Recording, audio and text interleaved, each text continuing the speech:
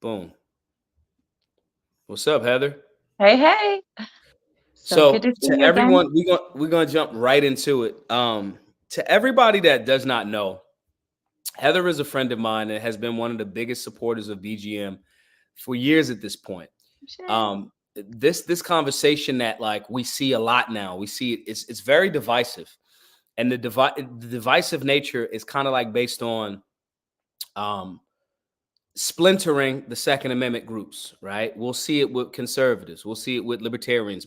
It's a very strategic way of attempting to make people not build coalitions and things of that nature. And so, maybe even more so, I would say when we first started BGM, we saw it a lot just in the media. And so, when we did out one of our earlier classes in California, Heather was there. And so I wanted to do a gun talk, having a conversation with her because we're going to do something in North Carolina where she is now. But today we're going to go over, our unconventional engagement, how we started chopping it up, her transition from California to North Carolina. Um, she was the person that you guys will see a picture of me like with a surfboard, looking afraid to death. Um, Heather was the person that took me out to do those things, and I think it's very important that we talk about people that are committed to the Second Amendment that may not have a bajillion-dollar machine behind them, or just it doesn't look. I don't look like the traditional, Second Amendment person. And to be honest, I don't think generally, maybe for some time, Heather looked like what the general public would accept as a Second Amendment person. So I thought it was very, very important to have this discussion today for a little bit with everybody. If you guys have any questions, please ask them. You guys know that I love blocking people. So if it's stupid, I'm going to block you. Not the question itself, but we're going to keep it, nice and respectful. Again, guys, as well as if you guys want to donate for super chats or anything like that, all of those resources go towards the work. We're about $89 $100 donors away from our overall goal, so or our halfway point of our overall goal. So if you want to support, if you want to do those types of things, please do so. If you have questions, we really appreciate the super chats for the questions and all that other good stuff. But other without further ado, Heather, how are you? I'm doing great.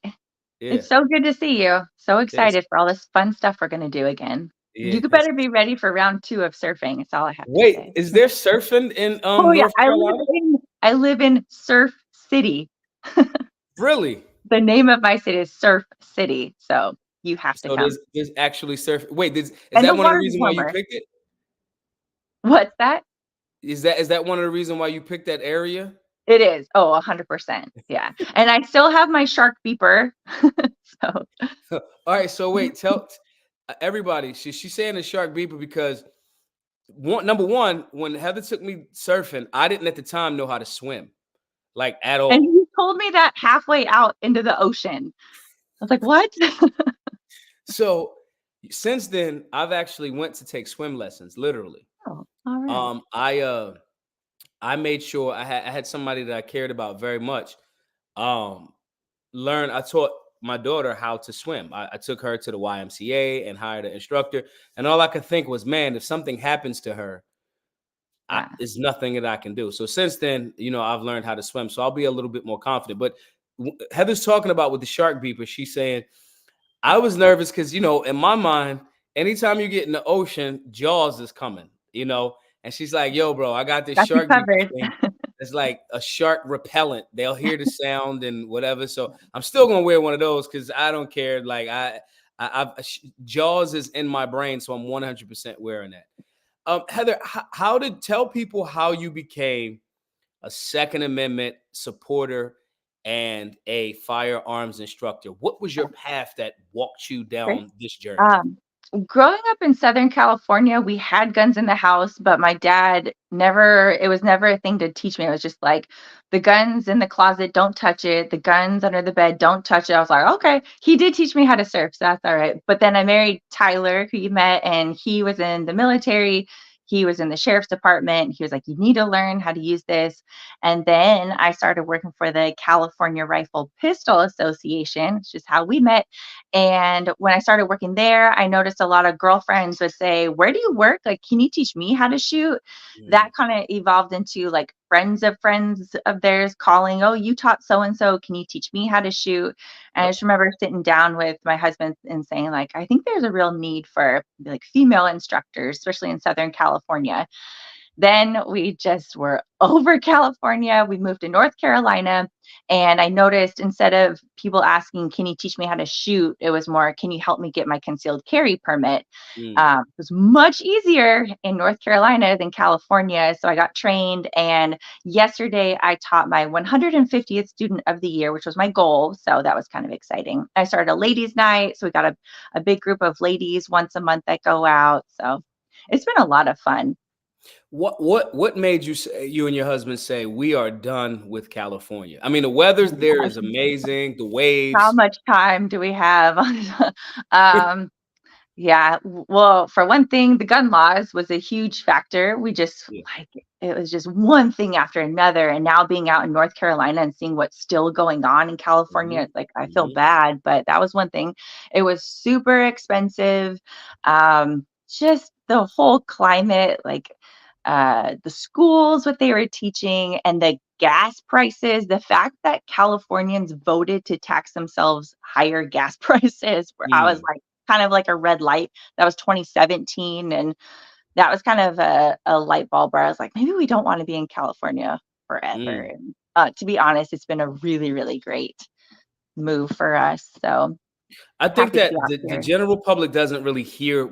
I mean, you hear people say, "Yo, I got to get out of California. I got to get out of Portland. I got to get out of New York. I got to get out of New Jersey." And I don't Mhm. think people really grasp like what you just said. Like the citizens there voted to tax themselves more Right. for gas, and I think that those policies, you know, it usually goes one of two ways. The person says, I'm for whatever reason done with insert whatever city, whatever state. And they go to a different state and they still try to vote in the policies or the same way. In you Yeah. guys' experience, have you met other people that are like migrants from the So many communist people, California? so Yeah. many people just in our neighborhood have moved from North New York, New Jersey, California, maybe like Illinois, and 99% all have like the same reason. We're all voting the same way. And we Mm. almost feel like definitely moving here, I needed a shirt that said, we're the good Californians, or like, we're the Yeah. good New Yorkers. I swear, moving here. There's only like one or two neighbors where you're just like, what are you doing? Like, Yeah. why would you pick here? If you're such a hardcore, like for one side, why did you Right. move to New York? Like, shouldn't that have been like your happy place? But Right. so it's kind of frustrating. But What is the main difference in the type of student so two things: the type of student that you're noticing that's different in North Carolina, hmm, and their reasons for wanting to get instruction, as yeah. well as that person that migrates there that is still, let's say, hardcore leftist still for some reason. What are the two things that you noticed about the difference between those type of people? The person that's the student that wants to learn about the Second Amendment, and the person that moves there and still, kind of like a hardcore leftist, as it relates to Mhm. firearms. So in California, there was a few times I had a woman, she was like, I want to make it very clear, I don't like guns. I don't want to be here. But it was like the typical NRA situation where she was in the deceased grandpa's attic, found a Mm. gun, did not know what to do with it. Her son was there, and she was like, I didn't know how to touch it, how to hold it. What if my son had come across it first?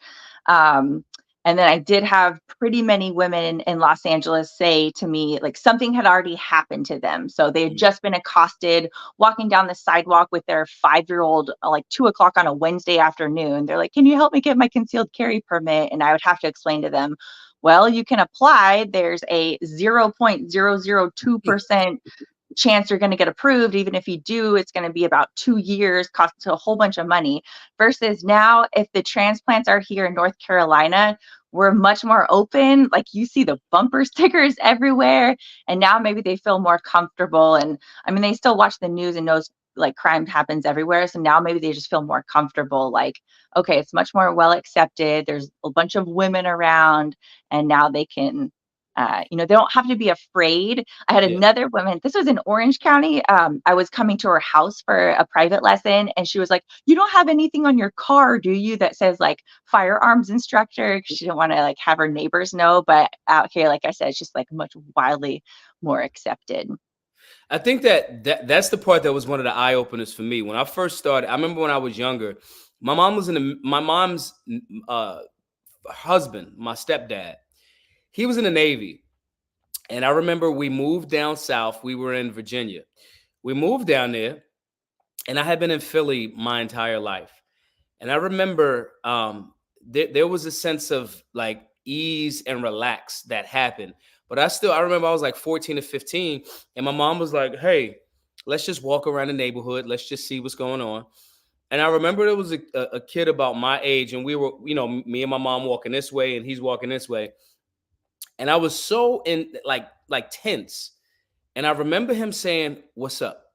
And Hmm. from Philly, "What's up" could mean three different things. And I remember he said it, and my mom, he was like, "What's up?" Speaking, just like hello. And I was like, "What's up?" Like, "What's up?" And my mom had to kind of be like, "Yo, It's okay. he's saying hello." And there was a culture shock between these different places, and the South as it relates to what we've been told, and as it relates to what it actually is, as friendliness, or especially for me, like, in my community is always, yo, down there they like, there's gonna be a Klan rally at every location, there's gonna be like this, that, and the third. And I guess from your perspective going there, what was your anticipation of it? Gun related. Yeah. I mean, obviously we know North Carolina obviously more gun friendly than California, Yeah. but did that expectation lead up to the actual reality? Did it match? Yes, and I will give you a great example. I was, at my mom's house. I was born and raised in Long Beach, California, and it was 2020, and I was watching the news, and the local news was showing 5 minutes from where we were, just everything was getting looted. Mm, Everything was boarded up, the cops were just standing watching, and I was like, "This is crazy," and I knew we were moving to North Carolina, so I called about 4 businesses as I'm watching the news, and I out here in North Carolina, and I said, just out of curiosity, is your whole town boarded up and people are looting and these things are happening? And every single business owner said the exact same thing to me, which was, no, ma'am, people are too smart to try that shit here. And I was like, oh God, I can't wait to get there. And it's just so true. Like, a armed society is a polite society that would not fly. Like, when I yeah, watch all the people, like, the smash and grabs, like that, yeah. like no one I don't think anyone would ever think to do that out here because people are armed. And yeah. Your journey as a firearms instructor, now we always hear that thing like, oh, guys, old school guys behind the counter and be like, well, you just need a pink revolver, little lady. And that's another stereotype. Now, in my experience, I have not seen it the same way, but I'm a guy. So like, as a woman firearm instructor, have you had to deal with that in any way? California, North Carolina, anything like that? Has this journey been something that has been open and receptive? Have you had experiences where people are like, no, there's no way that you can instruct people because you're a woman, like, or that type of energy? Is that something that's persisted for you, or has it always been, I'm Heather, I'm happy? I remember, when we first kicked it, I was like, yo, she's like super happy all the time. You know what I'm saying? Has that trend, that what's it been like for you as that firearms instructor that's actually trying to do good, that's getting people involved politically? Have you pushed up against that from the gun community or communities outside of the gun community? I really haven't had too much, like, any, like, negative experience.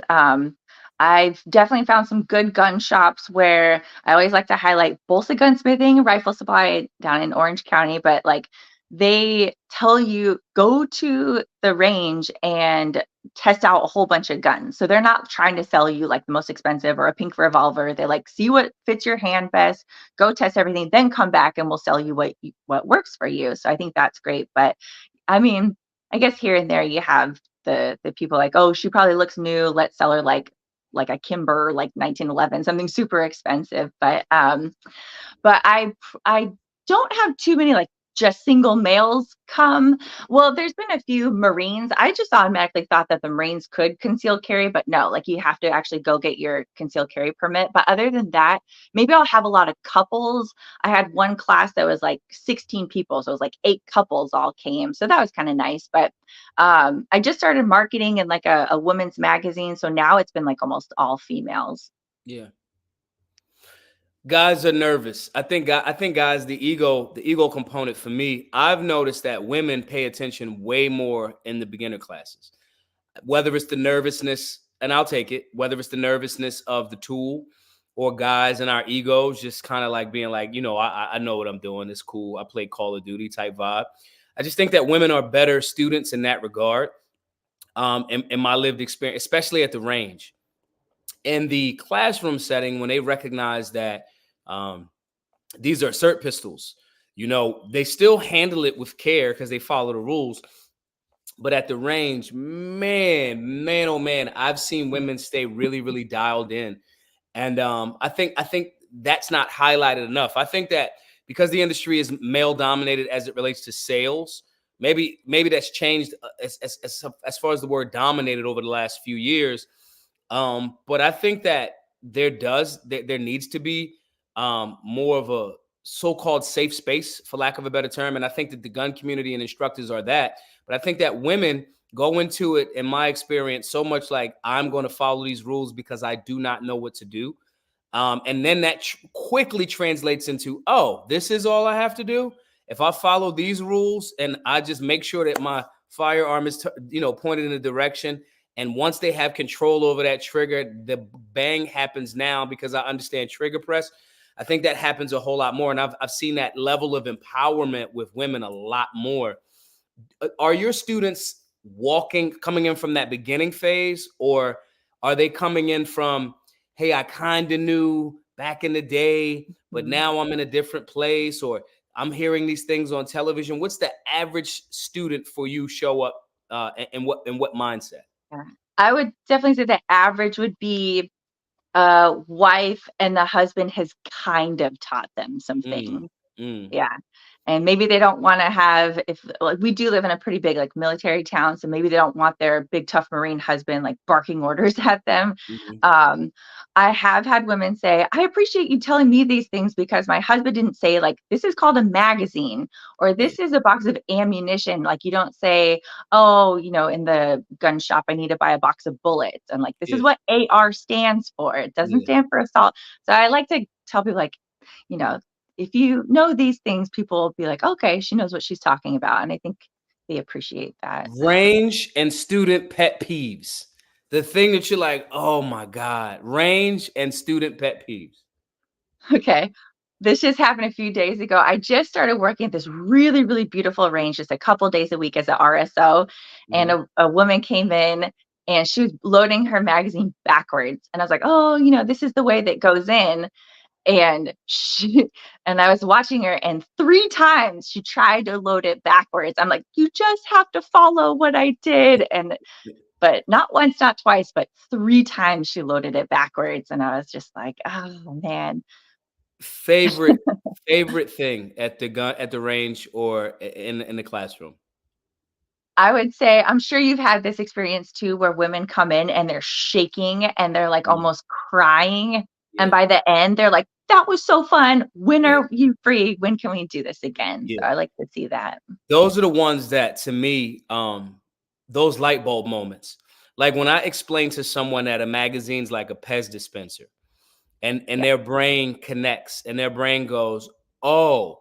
And when you explain to them the processes that go together, the Pez dispenser has a spring at the bottom, and every time that round is expended and that cartridge is expended and that slide racks another round, the spring Hmm. is going up. And then how that ties into the importance of their purchase and grip and maintaining that, those are the things to me that are like, those light bulb moments are like amazing to me. So you mentioned earlier, you said, there's things that are going on in California right now as it relates to firearms. for some of the people that may not be aware of that, I don't know how y'all got to this channel, but thank you for being at the channel if you don't know those things. But for some of those folks, tell them what's happening in California and what you saw, the like, to the point where you're saying, I'm out. Taxes, gas, gun laws. What are some of the things that you noticed in California and some of the things that you're seeing now that you're just like, nah, this is 100% backwards, and me and my family, we're out of here. Yeah. Well, now they just Governor Newsom, who, if he gets into the presidency, that would be my worst nightmare. Like, I just fled the state. Like, please God, don't let him become president. But he signed the sin tax, because if you want to defend yourself and your family with a firearm, obviously you're committing this like cardinal sin. So he upped the excess tax 11 extra percent, and that's was going to be January. Now it's going to be July. But so I would buy as much as you can. It's not just guns, it's ammunition, it's gun parts and firearms. So it's going to be super expensive to buy anything gun related in California as of July. And then I think it's just so frustrating when, so working for the California Rifle Pistol Association, we filed all these lawsuits. So like, we're really trying to get standard capacity magazines back in California. And it seems like one judge in particular, Judge Benitez, he'll say like, oh, this is unconstitutional. And then everyone gets all excited, but then the California DOJ will appeal it. And it's just like this back and forth. And we're just like waiting and waiting for like to get their rights back. And I will say for sure, like moving to North Carolina is just so eye-opening. Like the first week I moved here, I'm like, I put cash down, because in California, you have to have a background check to buy ammunition. It's the only state where you have to have a background check. If you don't have the correct ID, it's going to cost you $19 and take 10 days to buy a box of 22 ammunition.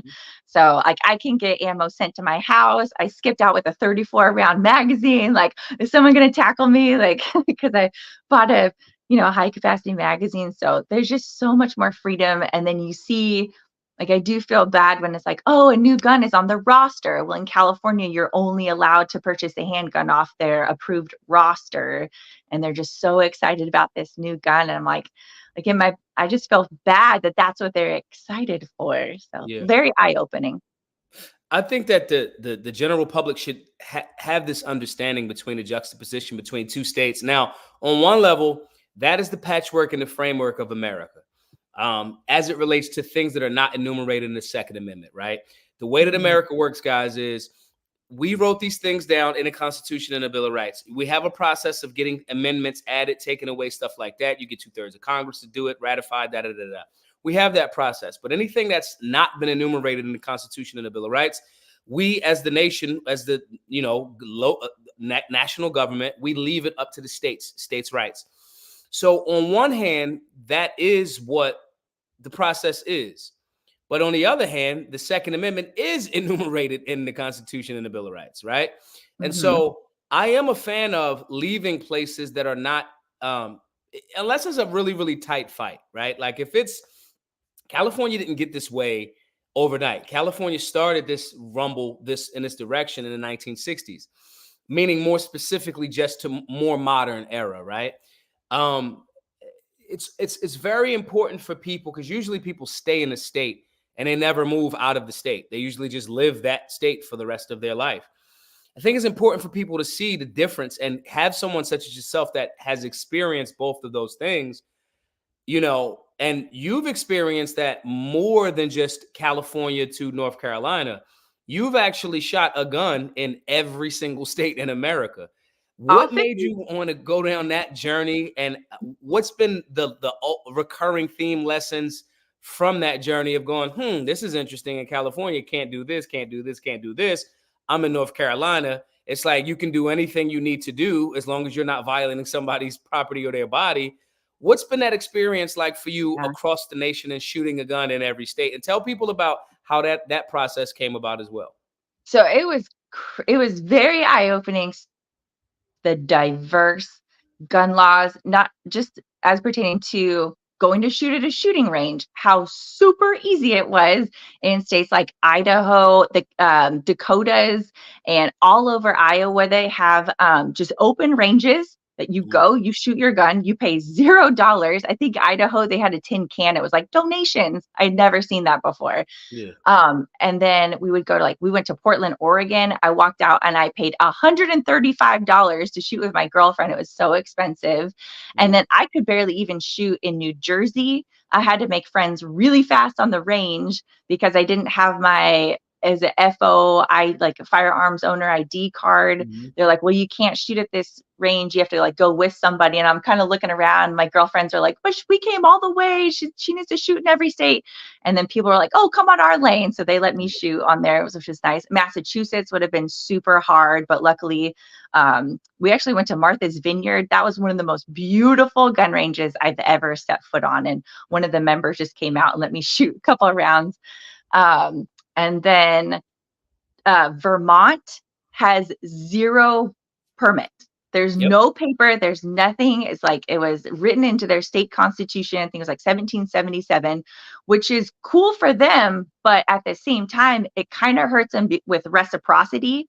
So there's a lot of states that will reciprocate with almost every state but Vermont, because it's just their driver's license. They're from Vermont. They get it. They get to conceal carry, open carry, whatever they want. And then the most egregious concealed carry law came from, do you want to guess what state? It's pretty close to Pennsylvania. It's New Jersey. It was Delaware. Delaware, really? Okay. Yes, because they told me this. I didn't believe it, but are you sitting down? Yes. Okay. So if you want to apply for a concealed carry permit in Delaware, you have to pay for an advertisement for 10 days to go in your local newspaper. And it says, I, Heather Allen, live at 123 Sesame Street, and I am requesting a concealed carry permit. No way. Yeah. And I have a theory. So in California, they just make it super expensive. And a lot of people in LA, maybe they can't afford it. Maybe people in Delaware can afford whatever, $1,000. But to put that, your name, everything, your address, obviously, I have guns at this address. I think that's their deterrent. Yeah. It's a way to get people to be like, nah. And see, these are the things that you gotta sue the state to rumble that. I remember years ago, Philadelphia, and it's funny because my case that I'm fighting right now is in Philadelphia. Basically, the NRA sued the state of, city of Philadelphia, state of Pennsylvania, whatever, years ago, and said, you can't do this. You can't make a rule that this person has to carry a firearm concealed when Pennsylvania is an open carry state. And so they fought it all the way up to the Pennsylvania Supreme Court. And basically, the Pennsylvania Supreme Court said, NRA, you are right, but you don't have a legal standing because you're not a resident or you haven't been impacted by this unconstitutional legislation. So it will have to be somebody that gets arrested for carrying a firearm that fights it all the way up to the Supreme Court. Hello, Maj catches a case. Let's see how they play it. I don't think that the general public ever knows the difference between those different states. I don't think that they ever see, you just think that it's like the weather. I was in Miami for 2 months. They have no different seasons. It's summer the whole time. And I think that if you come to Philly after living there for a while, you're like, what are we doing? You might be like, oh man, the autumn leaves look so great for a moment. Oh, pumpkin spice. And then it's cold. And you're like, I did not sign up for this, And so you have that juxtaposition. I don't think that people really recognize it, nor, even though mass media says that these things are so horrible, everything's so horrible, violence is everywhere. The potential for violence is everywhere. But I think the general public, they don't feel associated with it because they don't have an understanding of the Second Amendment in American history. And they generally, most people are not violently attacked. They're not going outside and, it's like Predator 2 outside in LA. It's just not that. And so I think people never get to understand where their rights and their ability to potentially protect themselves is being limited.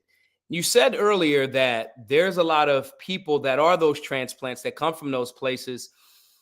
Are they coming for more tax related reasons, legislative reasons, or are you seeing them also being more receptive to the Second Amendment when they came to North Carolina and like, oh, this is way better?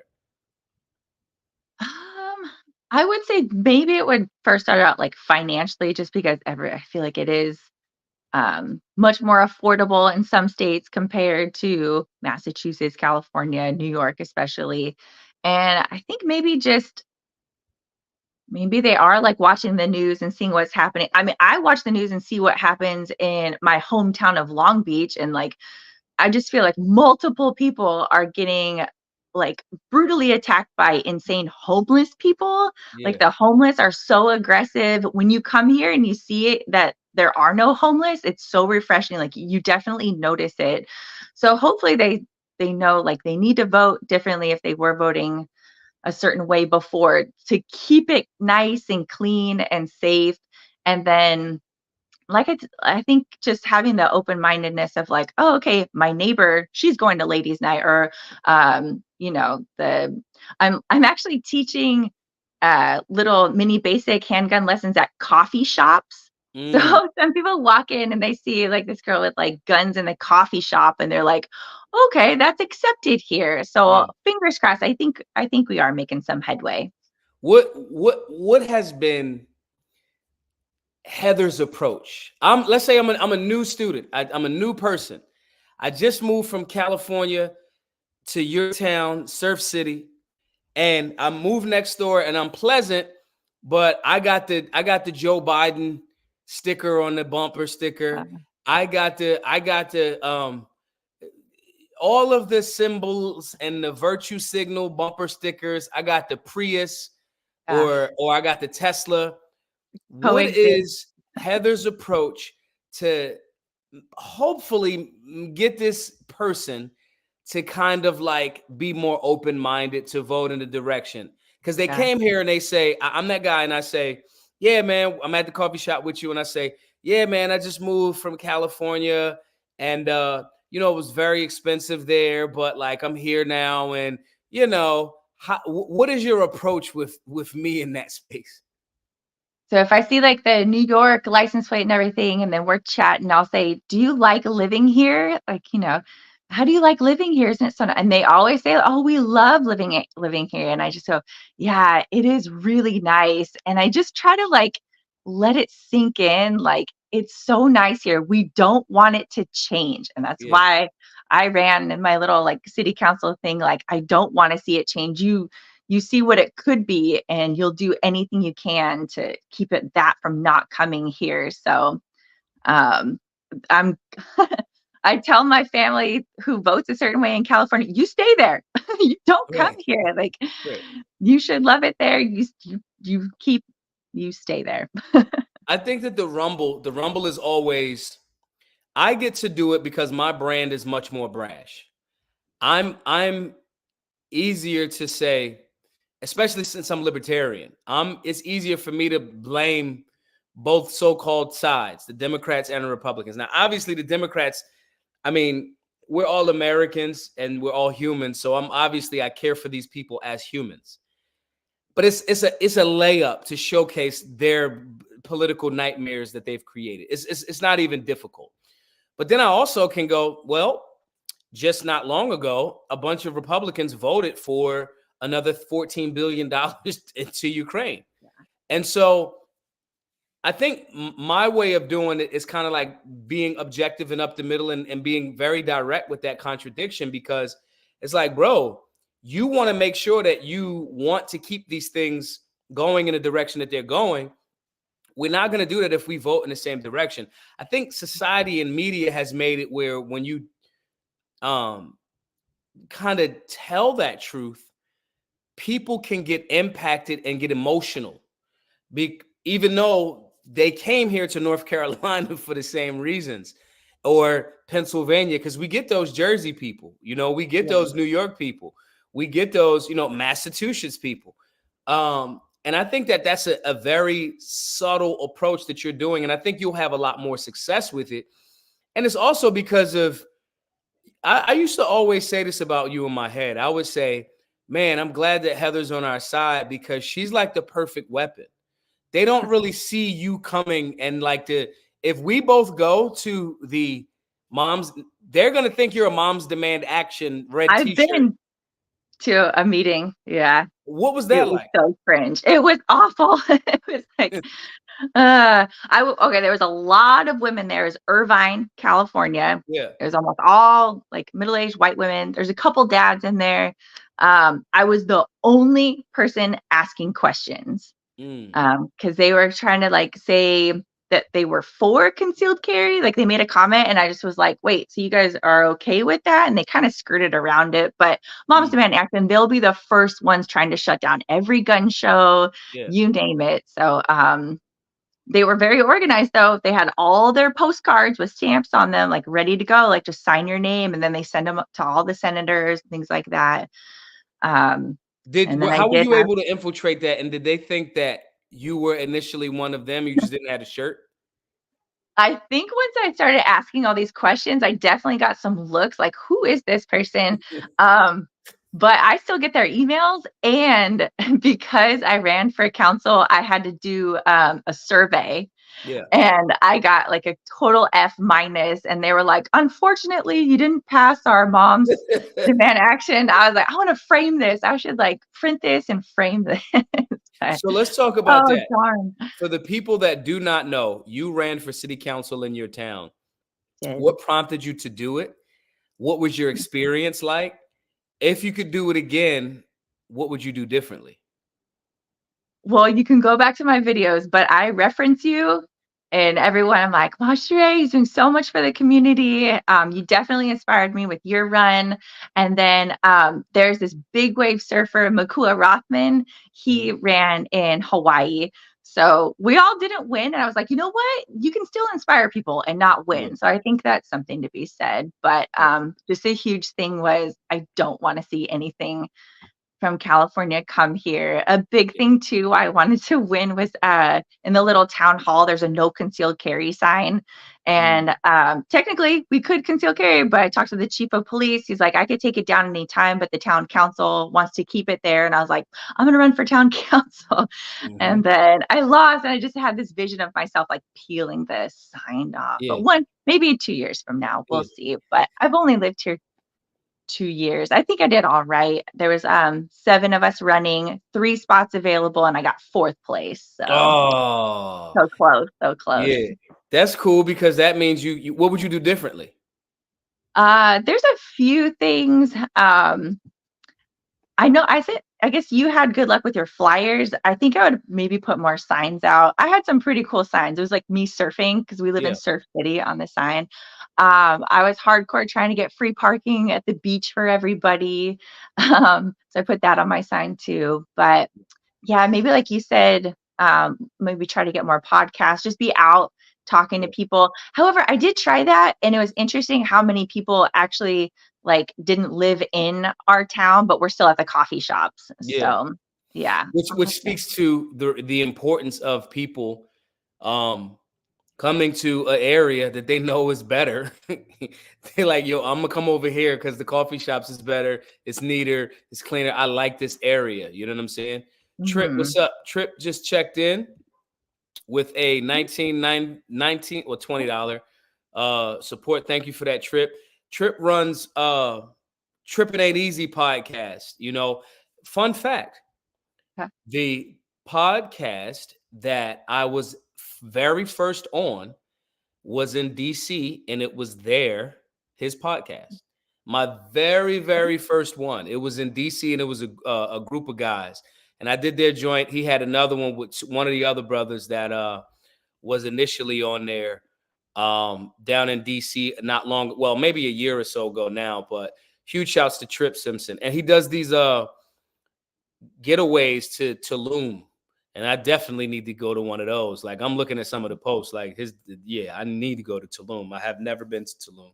So huge Is shouts he to in him. DC now? Yeah, he in DC now. That's the great part about being on the East Coast. I've already been to DC twice now. You could be there immediately. Oh, I love it. Hey, let's see if you guys have any questions. Mike says, I wonder if she connected with Orange County gun owners.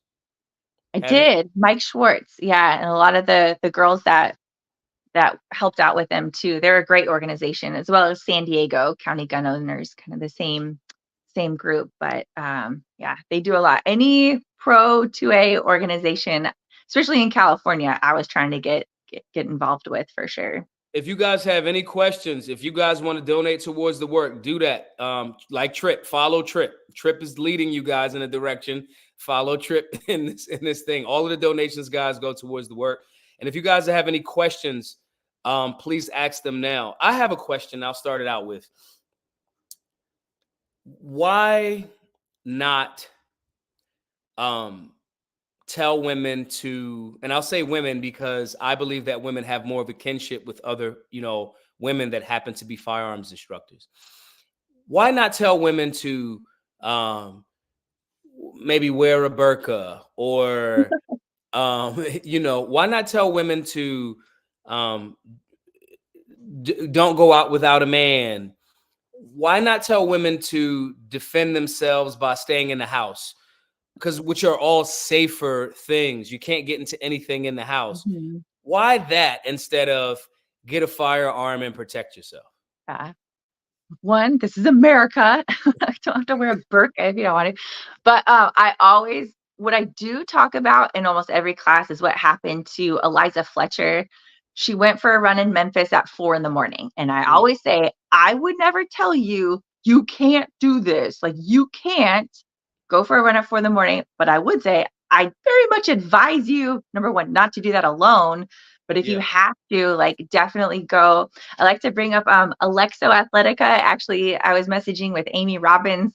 We were talking about your video, your workout video in the shorts. yeah.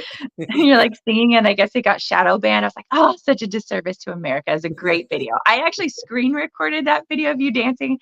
And like anytime I had a bad day, I think I watched in the like bright, was it orange shorts? I think it was. Orange. But I had the whole, what's his name? Richard Richard Simmons. I think Simmons, that's, yeah. yeah. Yeah, but I'll bring her pants to all my classes, and I'm like, if you have to be in a dangerous situation, at least go armed. Like Yeah, here's a great, like, we don't have to wear these big 511 tactical things to go out and feel safe. Like we can yeah, actually wear feminine clothes yeah, with built-in holsters and lots of pockets. So even if you can't have a firearm, you have a knife or pepper spray, what have you. So we definitely have options. yeah. I have a bunch of their gear. Shouts to Alexo Athletica. If you guys have not actually heard of that, you 100% should check them out. It's important because there's their concealed carry line, and that there's guy clothes too. But I think it's important to highlight because a lot of times, like, yo, we get to, like, I'm a dude. I get to wear sweats and baggy hoodies and baggy t-shirts all of the time. I get to look ugly. Women are like put more thought into their outfits than guys, generally. I don't want to get canceled. They definitely Generally, came in handy. We took a trip to New Orleans, and yeah, I definitely tell people, like, you need to just look up where you're going. And after like 5 seconds, I was like, oh, it has like the worst homicide rate in America right now. So, and it was 80 degrees. This was March. So I had my little sundresses on, and then I yeah, had the shorts under my sundress, and I was yeah, carrying everywhere. yeah. And it was kind of funny because we took a little riverboat cruise, and they were checking everyone's purses. I was like, yeah, check my purse, see how that turns out. I just Because walked that's, right past them, but here's my purse. Check it. Look through it. look You found pretty nothing, right? good. That's it. Yeah. We're all safe. I think that women, the number of women that have become more firearms owners and have become more competent and confident, is indicative of the type of work that you do. I think that someone that has been as dedicated, I think a lot of times we get caught up in the shooting side, but we don't recognize the people that are doing, like you said, you worked for, California Rifle and Pistol Association. Came here, said, hey, I don't like that sign. I'm going to run for local government to make sure that we're keeping this little town that we've moved to the way that we moved here. I think that these are things that are very, very critical. And I think that your work has been instrumental in that. Anybody that can get me to go into the ocean when I don't swim, and when at the time I did not swim, I think that's commendable. I want to salute you. You know, we say a lot of times now, you know, we like to give people their flowers for the work that they've done and are doing.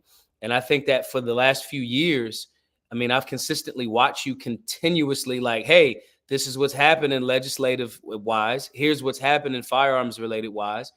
And here, hey, I'm gonna get in the fight. And I think that to your point of being inspirational, because I got my butt kicked in my city council race. It was bad. And but the vast majority of the people that voted were first time voters that voted for me. And so there's Huge. different types of wins. So I want to make sure that everyone is giving you the flowers that you've deserved based on your work. I mean, to even have the commitment to say, this California thing ain't it, and leave. California is beautiful. I mean, it has every range from like mountains to like them big redwood trees and fancy people in Beverly Hills to it's the run of the it's like the whole spectrum. And so to stand on those principles and say we're going to find something beautiful that we like in North Carolina and execute. And to even say I don't think I know anybody that shot. I don't think I've shot in every state. You I've must taught a be pretty class in close though. yeah, I've taught a class in most of the states, but sometimes here's the difference. Sometimes in those classes, I don't get to shoot. I just, you know, you get to teach. But Mhm. I just wanted to say thank you, Heather, for the consistent work, man. And I think a lot of people don't really work. I think that we say stuff on the internet, which is cool too. I'm not knocking it. I'm not knocking it. But what gives you that passion to be as consistent? And if you had to sum it up, what are the things that make you say, "Hey, I like this rumble, and I'm gonna keep rumbling"? Well, first of all, thank you. I mean, especially coming from you, it really, really means a lot. So, go trouble over here. So thanks again. But I would say I did study criminal justice, and Mm, I think just having things be just has always been inside of me. So when I see things that don't seem fair, that don't make sense. You know, all these politicians who are surrounded by armed security that we, the taxpayer, are funded. Like, you know, they're not putting their guns away in a sensitive area like in New York and California. And you don't think their magazines have like 30 rounds in them or whatever, but no, right. you can only have 10 California. And so that just really irks me. And seeing, especially now, have been to all 50 states, like when I see, especially like Devin Haney gets arrested for something that's completely legal in Yeah, other states, like that yeah, bothers me. And um, like being in North Carolina, people ask, like, do I need my own gun for my permit? I'm like, nope, this is North Carolina. You can borrow mine. I can sell you ammunition, which is totally, I always talk about what's illegal in other states in my concealed carry classes in North Carolina, because I'm like, if we don't have our eyes on things, like this is what could happen here. mm, So mm, I yeah. think that's important to me. Yeah. The fight to be to make America actually America in this space. I'm somewhat nihilistic. You're obviously way more outwardly positive. That's just your personality. I'm somewhat nihilistic because I do think that America's going back in a direction. I think that pendulum has been like, okay, bro. Even some of my friends that are like Biden, Biden, Biden, you know, a few years ago are like, what? I don't think that this is what I really wanted. So I think that pendulum's going that way, as well as there being 27 constitutional carry states now. I think it's going that Hmm. direction. But I'm nihilistic because I've seen the level, to your point, of in California. This guy, that their attorney general's been getting his butt kicked by Firearms Policy Coalition, like every single thing that he's tried, and it was like, oh, this is unconstitutional. You know, those courts are like, yeah, that's not true. You're wrong, actually. But Hmm. they have an unlimited supply of tax American dollars. And so Yep. they know that these things that they're calling unconstitutional, they're actually doing the unconstitutional stuff. They're reversing the wording, but they just Yeah. keep throwing it to the wall to see what Yeah. sticks. And that's the part of me that's like, man, I hope that we can continue to educate and inform and empower more citizens, because while they're in office, they're not going to stop. And I don't Hmm. know, because, you know, there's different phrases. As California goes, so goes America. And it's Spread. like, shit, like this is, if that thing is true, and we've seen it with electric cars, We've seen it with all of these different things. I commend people that have the ability to consistently do the work, because I'm a little bit nihilistic, because I believe somewhat, and you can tell me your thoughts. This is all expressed opinions in this portion are the opinions of Maj Toure, not Heather. I believe that the thing that built America is the thing that'll save America, which is violence.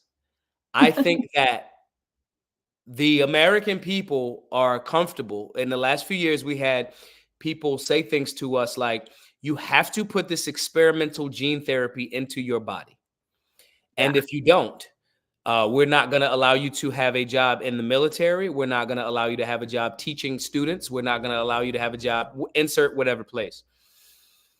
And I think that the American people we're so comfortable because we have so much, that I don't think that we understand that you have to do things politically and potentially violently. That's how America was made. And Yeah. I don't know if the American people, I don't know if that spirit has been bred out of us. A political class becomes a tyrant class. And the only thing that makes them not a tyrant class is having a thorough understanding that the use of force is absolutely on the table. What do you think that the general public gets that, and unfortunately, if ever need be, would be willing to utilize their Second Amendment in that way?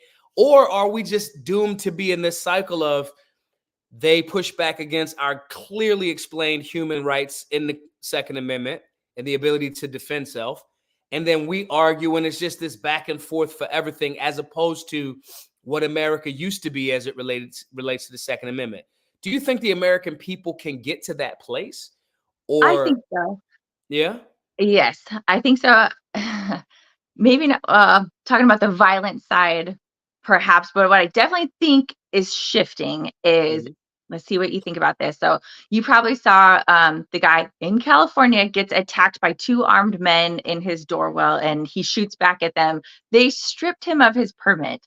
I Yep. have a feeling if that's happening now, maybe years ago, the guy would be like, oh, I guess I don't have my permit now. But now I think people are like, screw that. I'm still going to carry. Like they Yeah. just, in my opinion, they're like, I'm going to put my safety first. I don't care about your California gun laws. Like, you're going to take my permit after I just saved my life with my wife and 5-month-old inside the home. Like, it's so crazy to me. So, if anything, I think people are just like, no, this is something I need. What prompts them to change their political views? What, because me, okay, let me devil's advocate. If I'm that politician, you guys are just gonna talk. I get to lobby, I get to take your money and fight against your constitutional rights. If you sue me, I just wait a little while and keep going. What is the impetus for me to stop? Mhm. I know a lot of people say the Virginia governor's race, that was one because of all the school conflicts and things going on. A part of me thinks the last governor was like so egregious with their gun laws. Maybe in Virginia, they voted in a governor who was going to, not be so crazy with their gun Mm, laws. So mm. that's I, a, I don't know, Heather. I'm kind of like, I thought things would get better with the American public faster, because I think it's going in that direction. I agree with you. yeah. I thought it would get better faster during the whole, jab, you got to do this thing. I think that the amount of people, I remember when the switch happened. I Hmm. remember getting kicked out of airports or airplanes. I remember wearing the mask on my ear and pretending like I was drinking water to get, Yeah. through the airport. And even that was a form of compromise. And I was honest about it. I was like, I could get there faster. And then we wound up getting the RV. Um, but then I remember when every single person, like, well, it was like, you don't have to wear this mask in the airport anymore. And overnight, nobody, there was way less people wearing them, which means you guys Hmm. didn't want to wear them in the first place. You just, because if you wanted to still wear them, you could.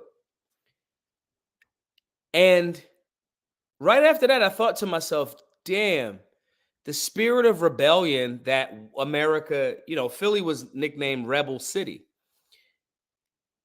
that rebellious spirit, I don't know. And Yeah, I'm that's what makes me say politicians can consistently get away. I mean, Newsom said all of the other wineries are closed right. except mine. I'm gonna go to a restaurant without a mask, but you gotta stay at home with your mask on. Yeah. And Or and 2 or 3 masks, a double mask. Yeah. and even down to here recently over it was what he just did in San Francisco, in essence saying, yo, we're gonna get rid of all of these, these homeless people. We're gonna clean it up for G. And when asked about it, he was like pretty much like, It's true. yeah. And it's almost a certain level of you Americans aren't gonna do anything about it. Yes. Yeah. And that's the part that makes that where I have to be honest and self-critical and honest about I'm a little bit nihilistic because I'm like, there's not there's nothing in position currently that the American people are doing. We're allowing even the label, like if we said, hey, we're gonna boycott this location to make sure that until this changes, they'd call us, oh, these you're being an economic terrorist. That's why I'm somewhat okay with civil disobedience. Like the weirdo climate people that are like blocking the road, I don't like it, but I'm kind of like that's civil disobedience. Are you gonna, like, super glue your hand somewhere pretty soon and I might, bro. I might like tape myself to the anti-gun sign or store and be like, no one can come in here because of the Aren't you, like, anti-gun. throwing soup? You're gonna, like, throw some soup somewhere too. It's so bizarre, but I just think that there's so many. I don't know if the American people are committed. I just don't. I don't know. Do you? So from your perspective, you think we're not too far gone? well, now that you bring up the whole, like, COVID thing, I was super disappointed, but I will say you definitely saw who was standing up for their beliefs and their values. Like, in Huntington Beach, there was a restaurant called Basilico's, never shut down. Mm, Ian's Fitness never shut down. You yeah. saw the people like some priests and pastors kept preaching, getting arrested, just totally putting everything on the line for their freedom. And I was so disappointed. The 4th of July, Newsom shut down all the beaches. I was like, screw this. I got my little American flag. I ran down the beach.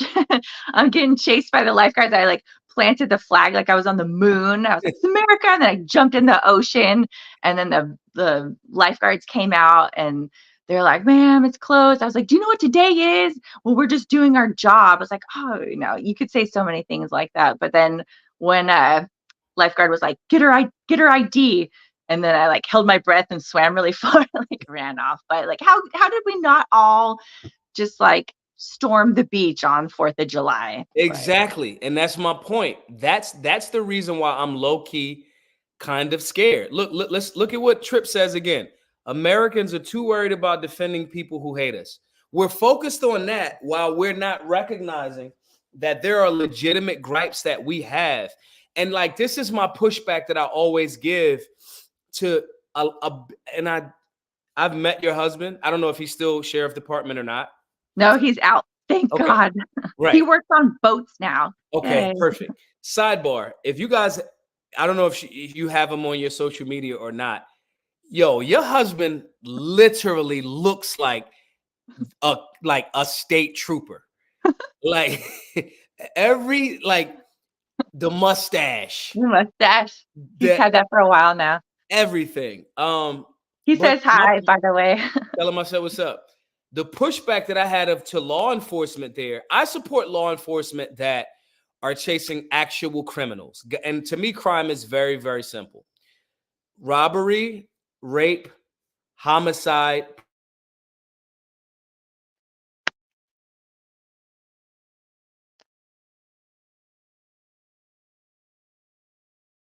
Uh-oh. Did we cut out?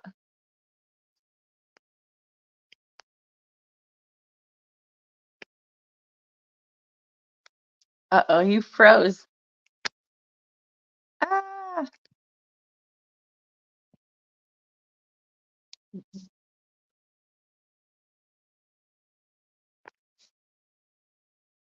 Uh, all right. Sorry, you froze on me. I was gonna see if I could like jump back in.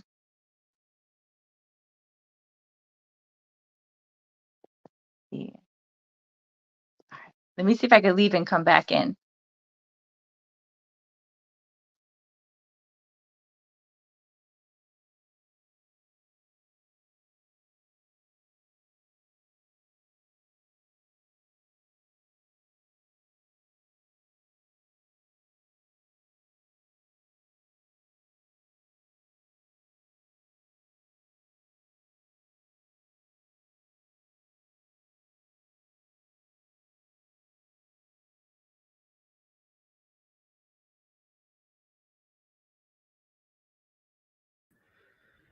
Hey, can y'all see me now?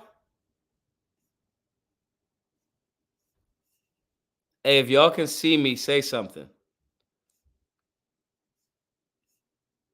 I don't know what the hell just happened here.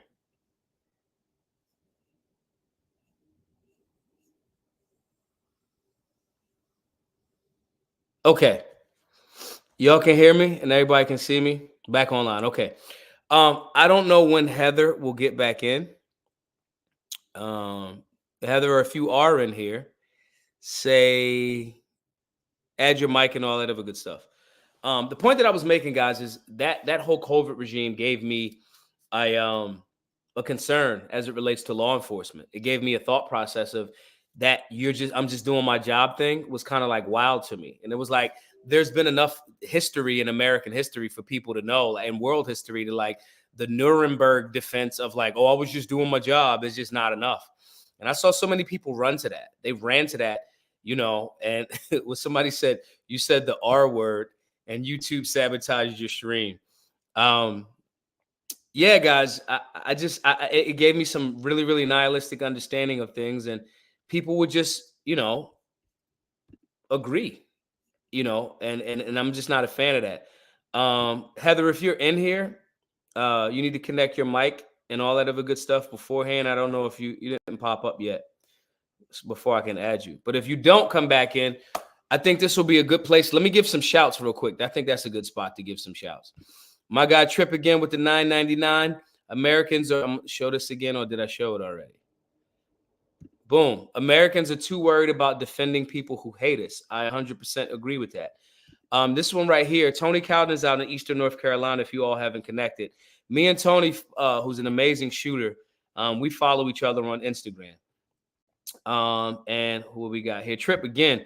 Hey, ain't none of y'all. This is a good question. When is the next Solutionary Summit? When I beat this case in January, I think we're going to do another Solutionary Summit, but somewhere else.